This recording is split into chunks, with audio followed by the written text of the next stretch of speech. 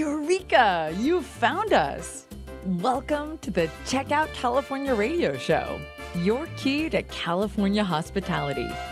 Hosted by Rad Gantos, principal of Rad Gantos and Associates, a hospitality and commercial real estate design firm, and Craig Sullivan, executive vice president of Park West GC, a hospitality and commercial real estate general contractor. Check Out California is focused on our state's hospitality, travel, and tourism markets, and on the large part they play in California's vibrant and innovative economic diversity and unique quality of life. Now, here are your hosts, Rad Gantos and Craig Sullivan. Good afternoon and welcome to Check Out California. I'm Craig Sullivan and this is Rad Gantos. We co-host this program twice a month on the OC Talk Radio Network, and we've got a very special guest with us today, Miss Nan Richardson from ACS. Welcome. How are you? I'm great. Thank you for having me. It's our pleasure. You need to get a little bit closer to the microphone. Okay. There you go. Nan, why don't you give us a little bit of your background, and then let's discuss your company a little bit. Okay. Well, I have been fortunate enough to be involved in the commercial real estate, hospitality, architecture, and design world for 25, 30 years now. And it's something that I absolutely love.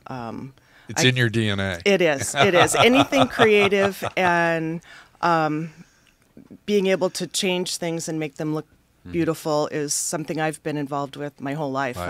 I started my first part of my career in the fashion and design world, and was a menswear buyer, ran a couple of men's stores, and was a fashion model for a long time. Wow. So it's now, we've known each other for a number of years, and that's the first time I've heard that. Yeah, so yeah. Very nice. So dressing, whether I'm designing hotels or dressing people or whatever, it's kind of all the same to me. I love it. That's Yeah. great. Yeah.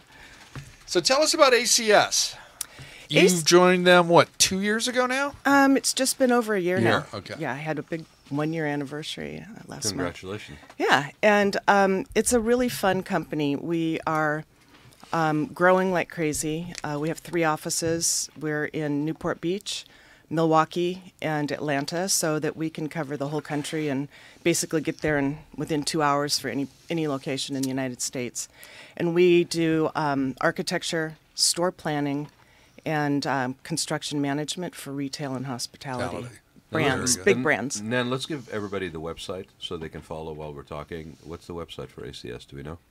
It's acs-architects.com. Yeah, that's it. Very good.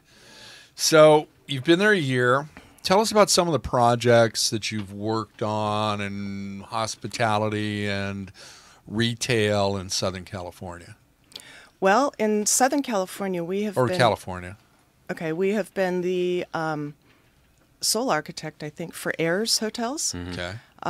We have 2 of them just in the process of being finished, one in Rialto, one in Chula Vista, but we have worked on a number of them. They did a really nice one up in Sonoma that was really pretty. Very nice. Yeah. And locally as well, we just finished the Spring Hill Suites for Marriott in Huntington Beach. Mm-hmm. Very good. Yeah, that's kind of a... Just down the street. Yep. It's right up the street. So, and then some of our retailers, we work with big national brands, Target, Macy's, Starbucks.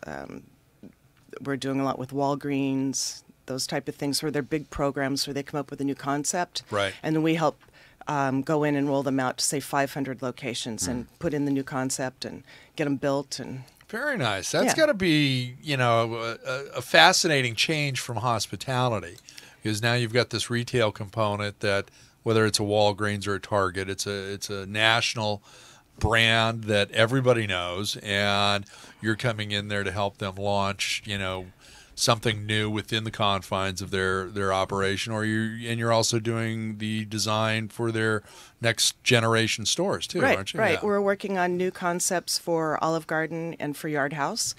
And then once we come up with those, we're kind of a unique company because we have probably one of the largest groups of store planners, and a lot of people don't understand that architects really can't. They're not store planners. Right. They go in and they have to understand retail and the flow and how many SKUs have to be on the floor. And how to move it around like a operations, operations linear and, shelf spacing, product distribution, collections, that whole thing. Yeah. But what's interesting is when it relates to hospitality, we go at projects a little bit differently, and that's part of something I'll tell you about later on kind of tips of how-tos. But we engage our construction managers, our architects, and even the store planners when we're looking at a new hotel or a new project from all sides, from operations, from constructability, from value engineering, because a lot of the the contractors can work with the designers if we bring them the interior designers in right up front. They can make suggestions so that people don't go all the way down the road and design things and then come back and go, wow, that's $400 a square foot and it has to be at $200. What if we do oak and we stain it like maple and nobody will really know the difference or things like that. Yeah. So we go at projects from a little different angle than a lot of architectural firms. Yeah, and I think that's, especially, look, there's a vast difference between the Marriott Product Select Service you just did and the Ayers Hotel. Okay, so you want something that's durable, that gives you that nice look in that Marriott Select Service, because that's a workhorse of a hotel. Right. You've got kids, families, business travelers, free breakfast, in and out, where the Ayers Hotel is a different model. It's more upscale, more of a boutique in its nature, and the finishes are, European and, really totally different than what you're getting into with Marriott or Hilton. Though, Craig, it's funny because I just spent about 4 days in Palm Springs and at an extended family, so we stayed at a Marriott, okay? And it's interesting to notice the activities. People were in and out, true, but there was a lot of activity that was happening on the property later on at night where people consolidated around fire pit or in the jacuzzi or whatever, and there was a lounge. They're all trying to be more loungy, more grab and go, more cafe, more bistro, and there were certain things that were being missed. There are certain things that were missed, even though this was a repetitive rollout, that were being missed specific to that location and uniqueness of where the place was. I saw a book on cross-country skiing. In Palm Springs? Yes, and a book nice. on an old hotel on the Jersey Shore, sitting on the library bookcase of the Marriott in Palm Springs. And so it's really interesting to see how that also sometimes gets missed. But to your point that bringing them in early, absolutely has a direct impact on loss of time, downtime before opening, because value engineering is going to come in anyway. Right. And understanding the budget, like right up front. Right. And people don't like to do that. I mean, including procurement, because you can't have it go all the way down. I've seen this a ton of times, and they get all the way down this great path, and then they go to order all of their furniture and case goods, and they're like, that's way out. And then they have to go back and redo everything. And I really think it's so important to come in at the very beginning. Right. And then have, the other thing is having face-to-face meetings, because a lot of companies will tend to hide behind the keyboard, and it doesn't give you the opportunity to sit down and kind of brainstorm with the other, the contractor and the interior and the architect, and really, look at what you can do. Now, you bring up a great point, because one of the biggest trends I'm sure everybody's been hearing, but it's making it local, and it's giving it personality, and changing it more into the lobbies being more like a home and a lounge area, and getting people out of their rooms and into common area where they can hang out and talk. And it's a great idea to look at hiring like local interior designers that understand the personality and the cool things that are around, or artists or things like that. Yeah, those you are can missed incorporate. opportunities that you see all the time. We see all the time. Yeah. Where they don't bring in that local flavor for the artist, or they don't take advantage of cross-branding with some local resources, which make that experience a unique experience. The take behinds, the things that they will take with them from that shop later on are unique to that space. Yeah, and I think a lot of the brands, if they don't get on board with that, they're going to lose a lot of business, because I don't care if you're a straight brand, you've got to infuse some interest and.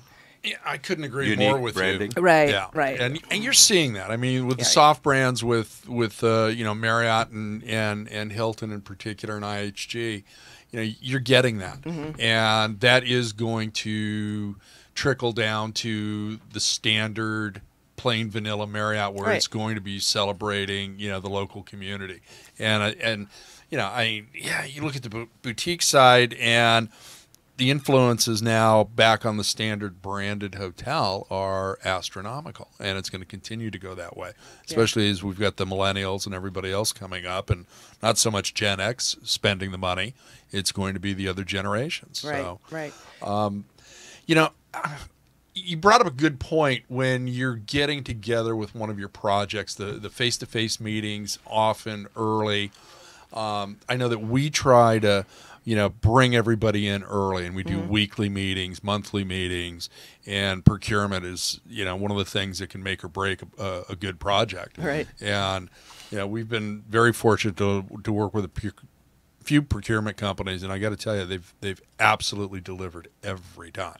So, you know, get there, know your dates, know when you need to get in line in China for your furniture packages and everything else. Get your orders in early. Yeah, Yes. get all of your long-term items ordered way up front. Yeah, value engineering isn't holding the money until the last minute. Right. Some people believe that's value engineering. That's Right. not That's value not. engineering. No, that's not. That's just being cheap. No. Yeah. You know, the other cool thing that I think this is one of the most exciting times in the industry between retail, restaurants, and hospitality, because now they're all merging, right? Yep. Retail's completely having to, the shopping centers are having to readjust, and it's all merging into one. Experiential. Yeah. The Spring Hill Suites that we just finished, I don't know if you're aware, but West Elm, the furniture company, has a big deal they've done with Marriott. And the first round is with Spring Hill Suites. And the one in Huntington Beach is one of the... I wasn't aware of that, and I went in there to do some photography the other day. And most of the lobby furniture, it's fabulous. Nice. Yeah. And in the rooms, there's a lot of their furniture. Yeah. And from what I understand, because I've met with West Elm and done some work, that you can actually go online if you like the furniture in the hotel. You can order it for your home. And I think you're going to see a lot more... cross-marketing and things like that where... Oh, you've got it with Tommy Bahama and a couple of others as Restoration well. Shinola, Restoration Hardware. Yeah. Which is really funny because it's a new take on a slightly old concept, right? Where all these hotels basically started putting out their heavenly beds, and what have you, and then the catalog that followed, and now instead of actually having their own, which is basically somebody manufacturing and they're labeling, is just to actually literally go with somebody that is retail and is out there and is high enough that they would basically equate it to their brand and providing that. It'll probably still be customized line for that particular hotel property. Yeah, but I think brand. It's helping the retailers too. Give them another venue for another channel. Yep. Right. For whether it's just marketing or picking up new, customers. Yeah, I think it's a great idea. And then even seeing the retail, how it's changing in hotels, where you've got, instead of having your old school gift shop that just had junk and shot glasses and T-shirts and Made in China, life is a beach on the coast. Yeah, exactly. Now you're starting to see some of the retailers actually coming in. Like Trina Turk was one of the first ones that was really trend-setting in boutique hotels, and she goes in and actually leases the space, and then manage it, and she buys all of the goods and has her team work in it. And there's another new revenue for, just like the F&B, for hotels. Right, right. And they're getting better at it. Right. They are. Right. Nan, it's interesting. I spoke at a conference a long time ago that was about retail and apparel. And it was resort apparel and it was retail. And it was interesting to see that the properties were completely at a loss of how to merchandise the stuff out of the brands from the retail side. And the retail side, all they wanted to do was put the stuff in a box and send it over for somebody else to set up. Right. And there was a disconnect that was so easily remediable to what you're talking about right now. And so I'm glad to see that happen because there was great opportunity for both of them. Absolutely. And then all they needed to do was actually have that retail person come in and merchandise And staff it with people that are retail, not just, an older... housekeeper that you have that can babysit the store. Yeah. It's just retail is a different animal. Yep. And knowledge base, training, familiarity with product. Yeah. Well, you've been working with that in the spa side. No, absolutely. I mean, we we saw it on the spa side, for a long time ago, but even today, the amount of retail that is basically provided at the spa side, which has a 60% margin, is not enough. And big part of it is because they don't bring in that knowledge base early enough to program that space to have it be maximizing on the revenue generation. Right, and train the people that are train the there. people. You know, that's true. And I mean, like I said, I started out in retail at 14 and a half. I worked at a men's clothing store, and I remember my mom had to drive me to Southwest Plaza to drop me off. But he was probably one of the best mentors ever. It was like a men's haberdashery. Yeah. So it had everything from sportswear to custom suits. I think I know where that used to be. Yeah, it used to be called Guy Livingston. Yes, exactly. Yeah, but he just was so good at how customer service 101, and it was very simple, Yeah. you know, and how to sell brands that you have by putting them in the windows and showing Right. them. It'd be funny. We could have, you know, some jackets and things that haven't sold for months. Put them in the window. Put them in the window, and we'd sell out of them. They're gone. You know, Yeah. and it's, you know, it's kind of like old school, but some of the retailers now, I'm just blown away. They don't train their people. No, they It's don't. like service 101, whether it's hospitality. Yes, Right? hospitality. Right? We talk about it all the time on this Restaurants. show. Yeah. Well, and that's it. I mean, you look at- Hospitable. That's part of hospitality. Yeah, it's in the exactly. Hey, Exactly. how can I help you? Right. You know, name. Thank you for Welcome. being here. Welcome. Come on in. Yeah. yeah. But you're seeing it in more and more projects. You've got this hotel enhanced mixed use. You've got retail on the ground floor. Yeah. You've got F&B on the ground floor, both part of the hotel and, you know, exterior entrances going into specific restaurants. You've got, you know, some condos or lofts or other things in the hotel. So, you know, Full it's service, making that complete change. And I think you're seeing more and more of that in some of the hotels around here. You look at the Marriott over on Von Carmen. They did a renovation on that 2 years ago, and they started celebrating Newport Beach and Orange County and brought in a lot of local photography. And they were one of the first ones in this area that stopped calling it the lobby and started calling it the living room.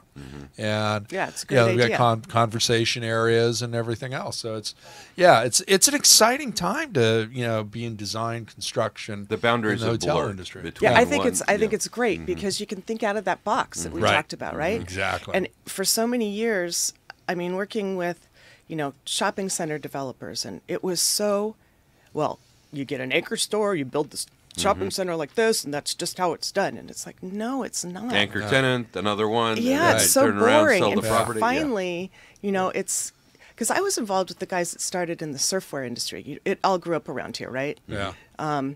And I remember working with the guys from Maui and Sons were really close friends of mine. And I told Jeff a long time ago, that was the designer, I go, you should go in and they should start doing some branded hotels. Let you just kind of do the big picture on the design. Right. But it would be like a Maui and Sons themed hotel, you know, or a Quicksilver. Or and I think Quicksilver went down the road on that. I don't know what happened. But now you're seeing, you know, a lot of the big brands have done it, some of the luxury brands.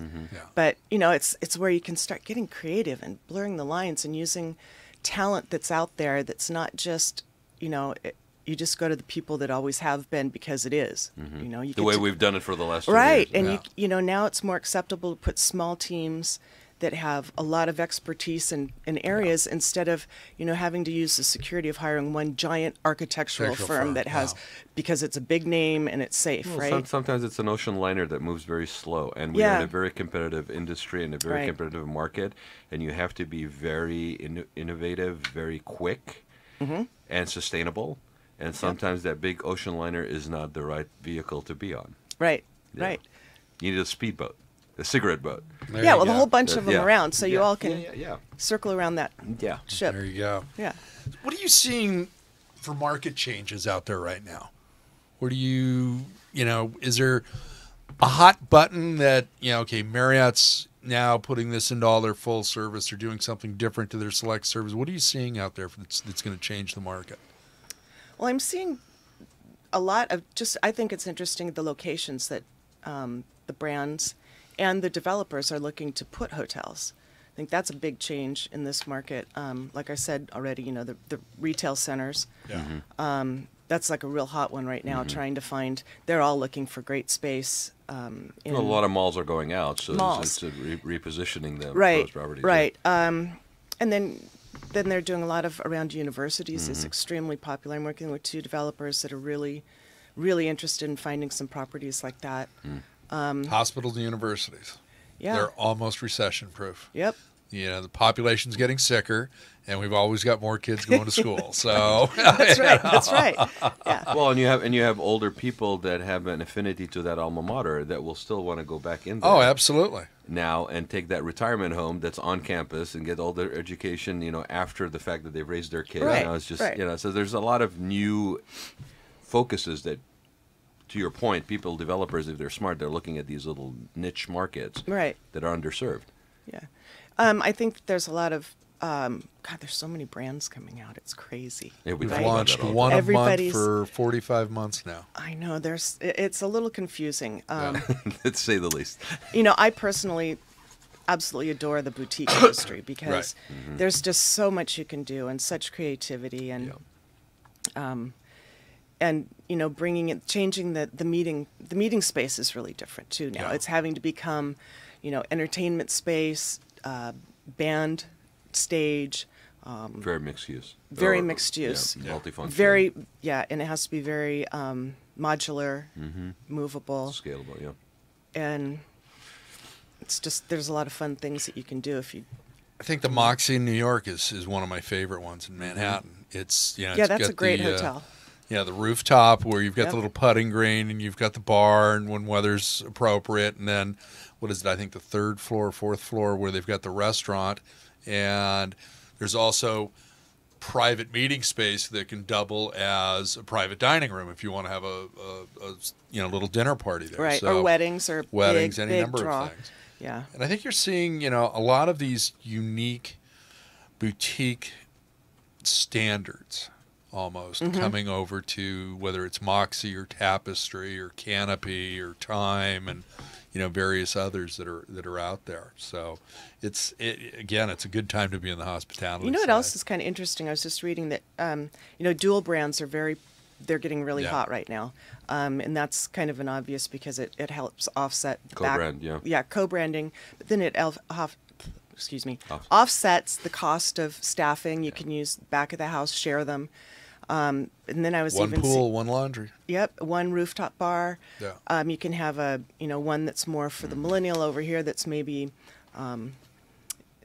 one style upper end for other people. Right. But I also was reading now some people are looking at doing triple branding and doing them layered in one building and having several floors of one brand, several floors of the next. Yeah. So I find it's really interesting. There's at least 2 of those under construction right now in the East Coast. So yeah, that's what I was reading. Yeah. Now I wonder from an architectural standpoint. I mean, it'd be a different because each one's a different animal, right? And operationally too. And right? operational. I mean, yeah. Standards. Most of those are select service, so there's not a whole Right. lot of difference. Okay, it's really about the price point and the amenities. So you're Yeah. going to put a courtyard in a Residence Inn, and maybe a Spring Hill or something else. Now, if you're going to do, you've seen the dual branded full service. We've got one of the most beautiful ones in California, in downtown LA, with the JW and the Ritz-Carlton. Right. Okay, that's beautiful. It worked out really well. Not so sure, if there's really a savings if you're doing a select service and a full service because it is such a different animal. Right. The operations. Right. And the shared amenities and the public areas. I mean, at some point they're going to cross over. I mean, I keep going back. Was it Mandalay that has the hotel at? Isn't that one that they changed that name to something else? But there was a situation where you had a large property that basically wanted to have a boutique component tower, and so they basically put in that thing. But you still had to walk through common areas to get to it, and so unless you have a separate entrance and you and everything, you can't have. They've got to be appropriate for each other, and you can't have a Ritz-Carlton and a Spring Hill Suites. No, it's not just gonna there's happen. no way. Yeah, Right. There's no way. and remain appropriate, right? Right, Because right. today appropriate, 5 years from now, is that still appropriate or not? Right. Exactly. Yeah. Well, we're almost to halfway point, so Paul's gonna play a commercial, and we'll be back in just a minute.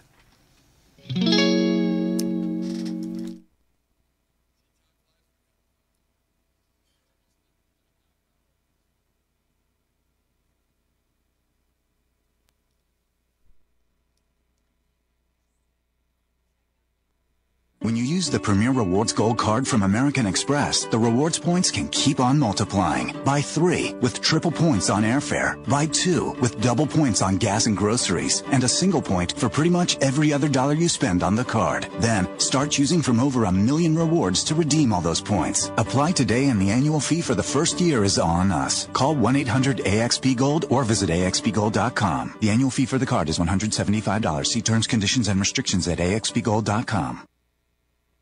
From Eureka to San Diego and Malibu to Bakersfield, the California Lodging Investment Conference, CLIC, is a one-of-a-kind, focusing exclusively on our Golden States hotel market. CLIC was launched in 2016 by Craig Sullivan, a seasoned hospitality industry professional, to harness the knowledge of our industry leaders, support our community, and educate emerging talent. CLIC brings together lodging professionals from California and beyond for one day of learning, professional development, and networking. If you are an owner-operator, investor, broker, developer, lender, management company, brand or professional services provider, you should plan on attending CLIC 2 on March 8, 2018 at the Hilton Irvine Orange County Airport. We invite you to check out the California Lodging Investment Conference website at clickconference.com for the latest details and sponsorship opportunities. Early registration now open. And as a listener of the Checkout California radio show, please make sure to use our exclusive discount code of CheckoutCA when registering for this one-of-a-kind California hospitality event that sold out in its very first year. Do you want a free analysis of your inbound marketing? Do you want it in 30 seconds or less? Then check out Marketing Grader, the free marketing tool from HubSpot. It's simple. Just go to marketinggrader.com, enter the URL that you want to analyze, and Marketing Grader will instantly give you a detailed report grading your lead generation, mobile marketing, social media, competitive benchmarking, and more.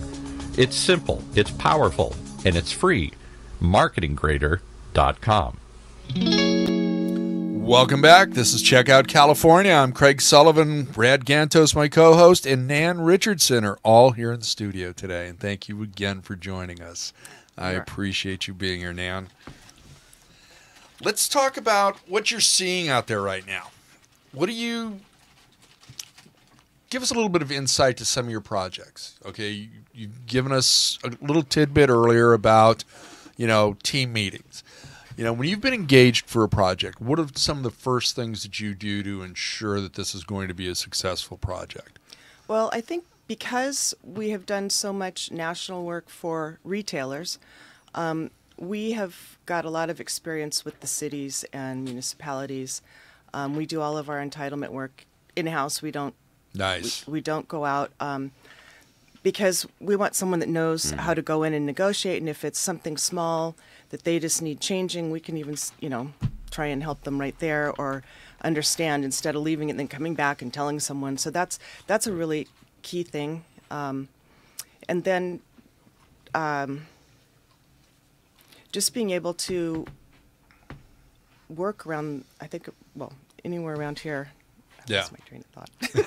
Well, I think where I totally lost where I was going. I think where you were going with this is that it is super critical when you're dealing with something that you have that local expertise, that you have Correct. that, and not just in terms of familiarity with the environment, how that translates into design, but how do you navigate the waters with the city, with regulations, have a familiarity with what will fly, what will not, because that's all advice you bring to a client that may be familiar or maybe not. They may be looking for putting in a property in a market that they haven't been before, and they don't know what the pitfalls are, and they may very innocently walk into something that 6 months earlier or a year and a half earlier was not on their radar screen, but actually is going to be problematic if they go down that particular path. So that local expertise, I think, is super critical when it comes to getting a project off the ground. Right. That's where I was going. There you go. Thanks.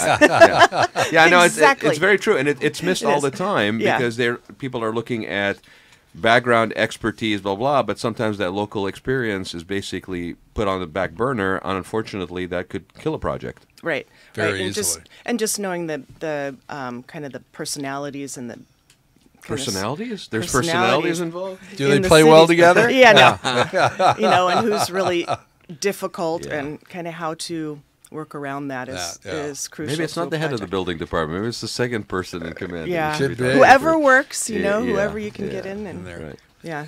How many renovations are you doing right now on hospitality projects? Most of ours right now are ground up. Ground up, okay. Yeah, I don't think we have any renovation at this current time. Okay. The hotel portion of our company is about 30%, and trying to grow right now. Right. And so we've mainly been doing ground ups. For instance, the Spring Hill Suites was ground ups. We've done some Hiltons. I think in the past, way back prior to me, there was several renovations. Okay. But we'd love doing those. Yeah. I think that's all day long. As construction funds get tighter and tighter, You're you more more of that. Yeah. But, and there's not a lot of land. no. So No. Well, there is, but you don't want to build in some of those areas. It's just like desirable location-wise. Right. Yes, it's more a lot of built-out areas. Right. Yeah. But tell us about some of the Hilton projects that you guys have done. No? Just they were Northern California, Southern California? They were Northern California. They were, I believe, in Texas. Okay. We had quite a few in Texas. I can't. No zoning makes it easy. I know. And everything's big there. There, yes, Right, and right. flat. Right. So, what are some of the tips you have to avoiding going over budget and schedule some of your projects? Well, I think, going back to having the team get together right up front. Yeah. Hiring the right appropriate designers that understand whatever the brand and the concept is, and working right up front as well with the contractor. Yeah. So that you can, keep things very tight. You have to have really good communications, and trying to be out on site as much as possible. It's kind of the same things that we've reiterated, is really taking the time to flesh everything out up front so that you know what you're doing and everybody's on the same page. For each project Every and each single personality. Project. Yep, and every single team. And really clearing how you like to be communicated with. What's the best way for each team? Right. Do you prefer personal calls? Do you like emails? Do you. Right, especially these days with text and what is that thing? Slack?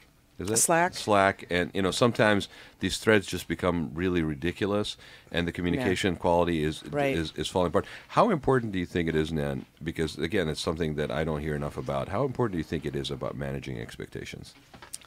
That's probably one of the largest as well as. That's what I'm asking. And that's basically looked to as the architect's job, is to managing expectations, managing the team, and sometimes I think it's very difficult. Yeah. It's very difficult, and you really have to go out of your way to try and figure out what are the hot buttons for the developer or the brand. What are the crucial things that have to be there? Where is it you can push back a little bit? What are the personalities? Because that managing take the time. Well, that managing expectations is not necessarily just solely internally, right? Because also No. managing expectations of the client, managing expectations of the municipalities. I mean, everybody involved, right? Right. Yeah, and you really have to be flexible. And the other thing that I always like to say is there's two words involved kind of in architecture and design, and there's ego and there's humility. And if you are presenting ego, your team's not going to listen. Your clients aren't going to be happy, and you have to take the humility side of saying, hey, you know what, you could be right, my design might be a little bit off, can you help me out here, give me an idea, or you know what, we should work through this instead of me just trying to hammer you and say, no, my design has to look like this and it has to be this. I see that all the time, and because both I'm worked with people right, like that, and Craig and I are both in business development, and that's a very strange animal. I always tell people that when you're dealing you with have ego to be a and humility. strange person to do what we do, right. because we're constantly talking to people, having to listen to what they say, try and read, who might be the best team to match them up with. And I've sat in so many planning meetings, and it's forgotten art to listen, to just hear what your client's saying or what the other team's saying instead of trying to make them listen to you. Wait for the opening to get your stuff out. Right. You have to really sit back, watch their body language. And I think that's something, right, that you have to learn to survive as a business development person. You really have to be flexible and not ego-driven, or you're not going to get anywhere. You're not going to get anywhere. Nowhere. You got to be the fly on the wall. You got to pay attention. Sometimes you have to be the bearer everything. of bad news. Sometimes you got to pull a person off from the ledge. I mean, and be willing to do that in a very loving and kind manner because it's in their best interest and they can't see it internally or otherwise. Right. You know, I did a big renovation for a RIchardson in Anaheim previously, and it was so funny because talk about managing expectation. Renovations are a challenge, right? Yeah. You've got the brand, it's switching from one to another, and they've got their PIP, and they're saying you've got to do this. And then this was a new owner from Thailand, and his parents were really the ones, and I don't know if I go into it. But anyway, it was very difficult managing the expectation of the costs and how to, you know, what it realistically costs to bring it up to what the PIP's saying. Yeah. And, but doing it so you're not insulting them and you're respectful is, you know, it's something that I think a lot of people miss out on. Well, I've worked for quite a few architectural firms, and I've seen that. I've seen us as an industry fall down because there's a lot of ego, and they don't think about, okay, we've got a budget to work here. It's a very special project for these people. Sometimes it's only one that they own. Right. And you have to be respectful of that and try and do And it's their first one, and you've got to best guide you them can, along. you know, and help them out. Go ahead and answer be the phone, honest. Rad. I have no idea how to answer this phone. I've been here for 4 years. I don't know how to answer this phone. Okay. Phone. Who handles the phone? The joys of live radio. I know. Say hello. Yeah. No. It's like plugged to the wall. I don't know what to do with this thing. But it's interesting because you're right. It is a lost art form, and it's funny because we have forever talked about our industries in terms of design or architecture as being sometimes isolated in an ivory tower and not really giving the training needed.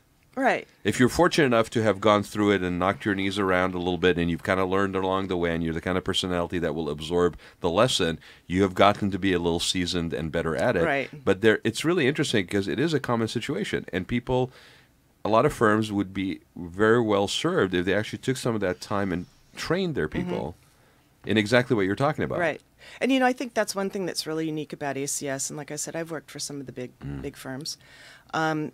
It's a really good group of people that really try and listen, and they really care about trying to do something better. And some of these big projects that we have to turn, you know, 500 projects in, you know, 6 months or a year, it can test you. And, you know, I've been very impressed with the people in our store planning and our construction management, because they're all really good people that want to take the time to sit down and listen and try and work it out. You know, an interesting story, we did we were asked to come in. There was a new concept store for a retailer, a big telephone retailer. And they'd done a concept design through a big, well-known international architecture firm. They came up with it. And unfortunately, it came out to like almost $250 a square foot. Well, in retail, when you're rolling that out, it doesn't work, right? So they said, can you help us out? And this is kind of how we approach all projects, is why I'm telling you this story.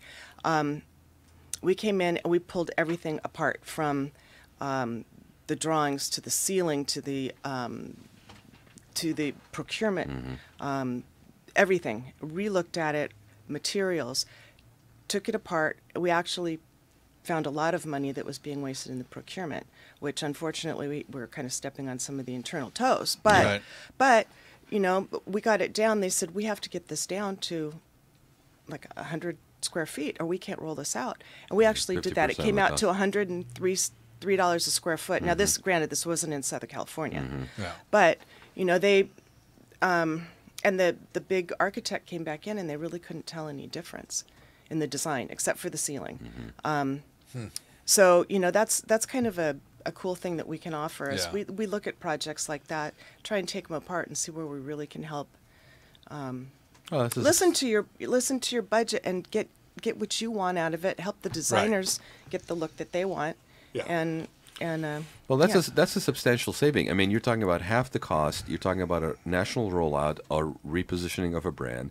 You're talking about potentially in a situation, not necessarily in this case maybe, but where there's a franchise model, which basically has a direct correlation with whether that franchise company basically is appealing to somebody buying into because of the cost of build out. Right. I mean, and it's funny because unless you are the kind of firm that actually understands those nuances, you're just looking at it purely as an aesthetic exercise, and it's not going to be the quality product that needs to be out there to compete and to basically serve the purpose of that client. Yeah, and I think, a lot of the hotels obviously they're franchisees. Yep. And it just is really important that you kind of try and back up and listen and see how you can help them out and really take it apart. Right. Yeah. Especially on these ground ups, you've got a new owner. That they don't have may have all the experience in Europe or China or someplace else, and not here. Yeah. Right. And the banks are going to require a management company. The brand's going to require a management company, and they're going, well, wait a minute. Well, you're not certified by Marriott. You're not approved by Hilton. So here, no, you've got to do this, and managing those expectations from the get-go is always been critical. I mean, there's always so much money involved, and they're just going, well, wait a minute. What can we do? And I think that's one of the things that your firm really excels at is to bring that in, and let's put a little bit more oxygen into this room, and let's take a little bit more time. Yeah. Right. Yeah. What's the most innovative and creative project that you've had in your career? And what would you do differently? Let's see, innovative. I mean, there was I didn't personally work on it. I helped do a little bit of the marketing. But there's a new project for, Coast Hotels. Yeah. And they're doing some really innovative things up there. It was an old building. A friend of mine that's doing all the branding for it. I think that they've done some really great, the storytelling's the most important part.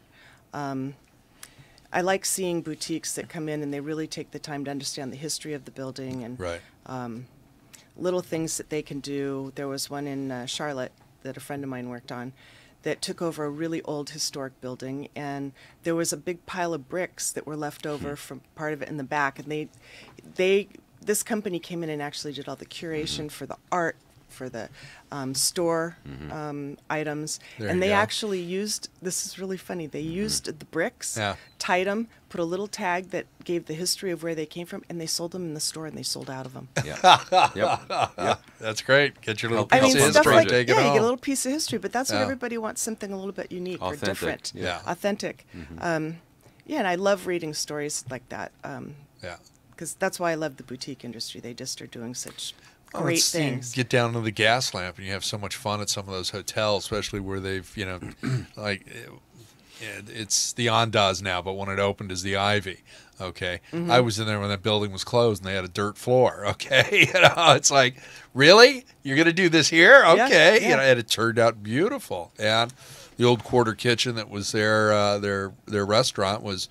The food was absolutely magnificent. Right up the street. And again, it's super critical for that kind of thinking, especially when it comes to commercial real estate that is retail-oriented these days. Right.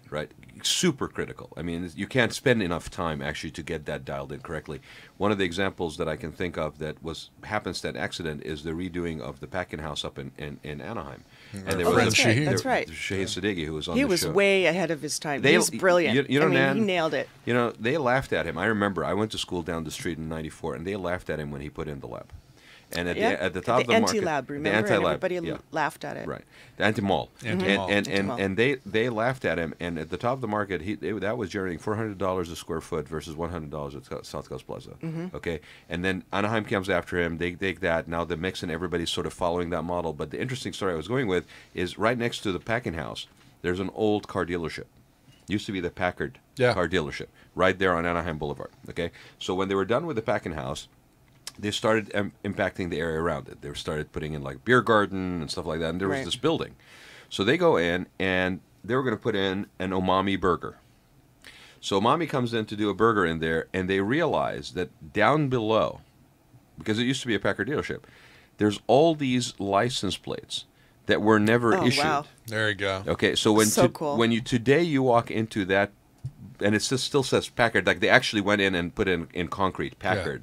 Okay, it wasn't there originally, but they put in this to tie it into that history of the building.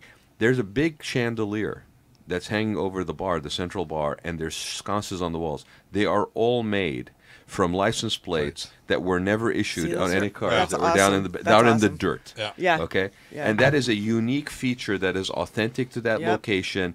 It now enhances the Umami brand based on that location. That was sustainable.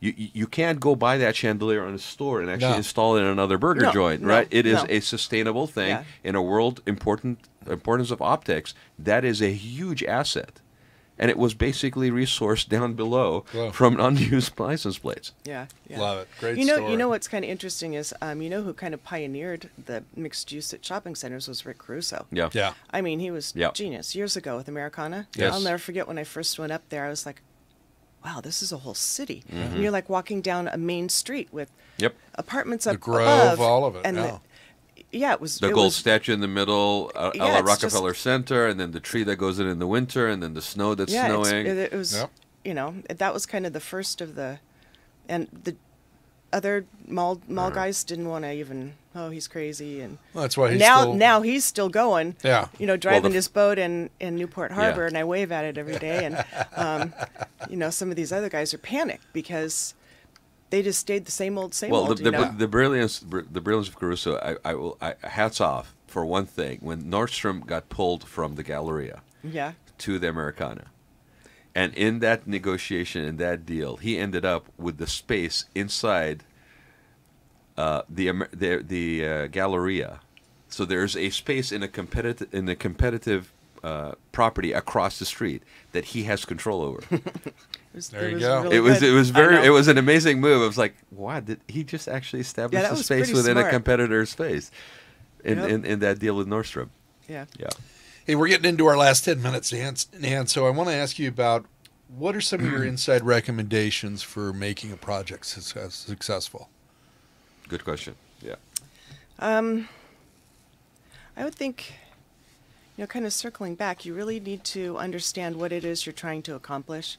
What's the real point? And then really digging your hands into how are you going to make that space an experience? Taking, it may be just a standard brand, but how are you going to make it local? How are you going to make it unique? And how are you going to utilize the space so that they can have new revenue streams? Like I said, the meeting space is really changing. How can you make it so it can go from a hot wedding party space to entertaining the local community with bands on Friday or Saturday nights, to Artist receptions. Yeah. Really, really thinking about that. And then how are you going to bring in some of the local, do some research. Who are the hot local artists, or who are some of the retail stores that might even be great to come in and supply some of the materials, or the room robes, or sell tennis shoes. I mean, Local Vans music tennis scene, shoes, yeah. Absolutely. We've got a lot of really cool history here in Southern California. A lot of the clothing companies, they're all here. It'd be nice to see some of that, and of course all of our surf and our beach. And I do wish that we could have a lot more properties by the beach, take advantage of the beautiful Newport Bay. I mean, I was born and raised here. I'm a Hoag Hospital baby, and I've always been frustrated. Fourth generation. Fourth generation, that's right. Yeah. And, thank goodness that there's a couple, but we really don't have any hotels that have a rooftop that you can take advantage. I mean, Bob's new place down at the Lido House is probably one of the closest. Yeah. It's a beautiful And hotel. it's a shame because we've got a beautiful bay with the Christmas parade and all of that, and we just can't. It's just sad. And I think you're absolutely correct on the fact that there's a lot of hidden gems, and in terms of resources. I mean, I've shared this with Greg, and I've probably shared it on there before. It just astounds me when I walk into a property that's on the coast that is basically in a community that has resources, it has talent, it has an art school that basically does everything from fashion. You were talking about starting in fashion. Why are you not doing trunk shows for local fashion designers that are up and coming instead of actually spending tons of money to bring in something? Why aren't you basically providing the environment to basically support the culture and lifestyle that's being sold through those brands like Maui and Son and Quicksilver and stuff, instead of actually just throwing them onto a shelf with everything else that you're making? Right. You know, they used to do that. In fact, I told you I used to model. I was an in-house model for Neiman Marcus here, and Fashion Isle is part of them. And I represented a couple stores in South Coast, and they would hire me to do trunk shows. Do you remember when Kanos was along the bay? Yeah. So, and a lot of the local stores would bring that in. Neiman Marcus, I'd go out to, you know, some of the restaurants or hotels. Right. And it was a lot of community cross-marketing, and I think that Orange County, L.A., it's very dear to me, and I wish I could see people supporting each other more and having that integrated more, because there's some really cool talent. There's, you know, beautiful location. I'm excited about Lido Village. That's been one of my dreams, to see that redone, because I thought it was the most beautiful gem sitting around, and it just almost went dead for years. Right. But, you know, we've got some work to do around here. Yes, we do. Well, and daring not to actually fill every single spot with either a real estate agent or a repetitive restaurant concept. I mean, that's the other thing sometimes where we fall into this. Well, where we fall into this. Well, banks you got to put your money somewhere, right? And there's a lot of it around here. But we fall into this thing where it's like, oh, look, this worked over here. We'll just put 5 more of them down the street, or you know, don't start me on that. Or nobody starts with thinking about the mix that you put into a downtown area, like, you know, like the Lido Village or San Clemente or Laguna downtown, like where it's, you know, think a little bit bigger. Yeah. Like, make it special, so when people, I mean, just from the tourist side and the tax, come on, city, why aren't you doing anything? Sustainability. You attract more people here, you get more of your taxes, but you're not letting us put anything on the water. It's kind of We've got a unique community here that doesn't always get celebrated in the right way. But, you know, I'm hoping things one are of these changing. days it will. Things are changing. Well, it takes a little guts and it takes time. You can't just basically rush it using a template. Yeah. You actually have to dig your hands in and find out. Yeah. And find that you one can't do little you can't do a helicopter view when you're basically dealing with communities like that. And I think, you know what, I'm very positive that I think that we're going to see some really cool stuff happening in the next few years, because, you know, some of the more traditional cities, like, you know, they have to see it happen somewhere else. Well, it's booming, you know, in some of the smaller states, Nashville and Charlotte. Nashville's been on fire Portland, for a couple of years. So. And we could take some really good lessons from that, not be so afraid of blocking it out. Well, the economic engines are changing too. And you touched on the fact that a lot of the desirable locations, Craig even mentioned it, are built out. So now you're looking at infill projects. Now you're looking at spot zoning. Now you're looking at repurposing, right? And so all of that necessity, when you have all the land on the planet, I'm just going to put this big thing. It worked over there. I'll put it over here. You have to get more sophisticated. So I agree with you. I think it is an exciting time, and some people will rise to the occasion and deliver. And the ones that are, you know, think out of the box and can get out there and try and push something new. I heard some new things are coming for Balboa Island, and that's kind of mine and Craig's baby. Some of it I'm not on board with. They're trying to Irvine it. No. Yeah, so I've been very vocal about that. Well, appropriate, right? Appropriate, sensitive. Let's turn it into Irvine on the water. No, thank you. No, it should be something more like Montecito on the water. You know, well, I think you guys will probably pitchfork and torch the bridge, right? You just stand at the other. Not me. No. I'll throw torches down on it. My 20s, baby, maybe, but not now. So, well, here's an article that I picked up. We've got almost a century-old YMCA building in downtown San Diego.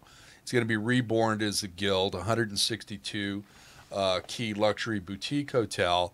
Orem Hotels is overseeing the multi-year $80 million Marriott Tribute portfolio project. Wow. So, you know, and you and I have had these conversations for years. I love adaptive reuse if it makes sense. Do too. And we've seen so much of it that really came off nicely in San Diego, in the gas lamp. Right. And you know, another thing that just happened recently, McWhinney purchased the 149-key Hyatt House here at Irvine. Now we can't disclose the price, but it was a pretty penny. We're getting ready to wrap up, Paul. Thank you. You know, there's a lot of neat stuff going Yeah, on, and there I is. think you're going to see more and more of it.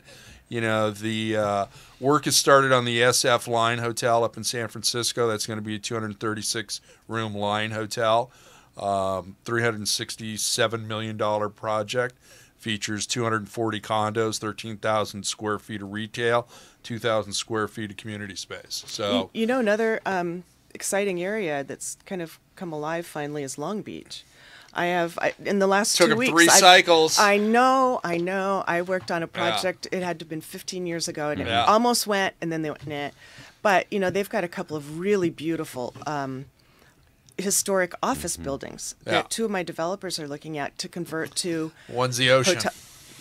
hotel.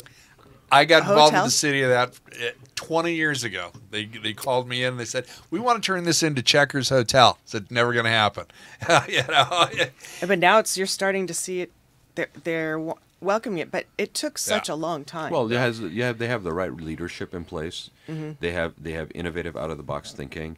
They have a person who's handling the Visitors Bureau and the Performing Arts Center right now that is basically equally in alignment with the mayor. You know, Right. there's a local artist district. The other thing with Long Beach that's interesting is it's sort of a little bit off the radar. I don't think L.A. and Orange County are really aware what's going in there. They were up in D.C. and they pitched Long Beach as an international city. There was a very sophisticated deck that was done. Wow. And they're bringing Always the been arena pitched that back way. online, Yeah. right? There's a diversity factor. There's a culinary interest in culinary concepts that's going in there. It's really an interesting thing. It's it funny you is. should I mention think it's Long a Beach, really neat thing to watch, you know, in the old ports of call. And Yeah. Palm Springs it's is great- another one. I great was Palm just Springs is great, Palm too. Springs is It's another kind of one. it's gone crazy down there. Yep. Yes, it has. Yep. Well, we're going to wrap this up now. Nan, thank you for joining us today. Today's show has been brought to you by Rod Gantos and Associates and Park West General Contractors. We do have a special show Wednesday of next week. We're going to be making some special announcements here, so hopefully you can all join us then. And we're looking forward to this. Today's show has been brought to you by, production-wise, Golden State Media Group, LLC. Thank you very much, and we're out. We think. Thank you for being our guest today on Check Out California. We look forward to having you as a guest with us again in 2 weeks. Until then, you can always reach us through our Check Out California Facebook page or by emailing us at checkoutcalifornia@gmail.com. We love hearing from you. So do let us know what you think of the show and what areas of interest you'd like to see us cover in the future.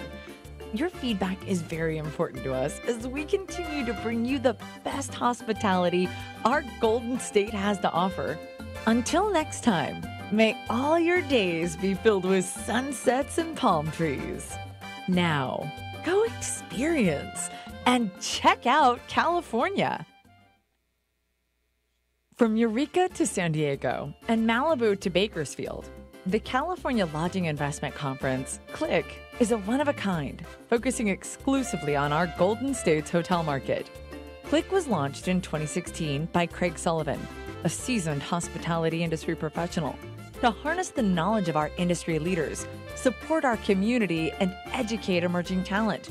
CLIC brings together lodging professionals from California and beyond for one day of learning, professional development, and networking. If you are an owner-operator, investor, broker, developer, lender, management company, brand or professional services provider, you should plan on attending CLIC 2 on March 8, 2018 at the Hilton Irvine Orange County Airport. We invite you to check out the California Lodging Investment Conference website at clickconference.com for the latest details and sponsorship opportunities. Early registration now open. And as a listener of the Checkout California radio show, please make sure to use our exclusive discount code of CheckoutCA when registering for this one-of-a-kind California hospitality event that sold out in its very first year.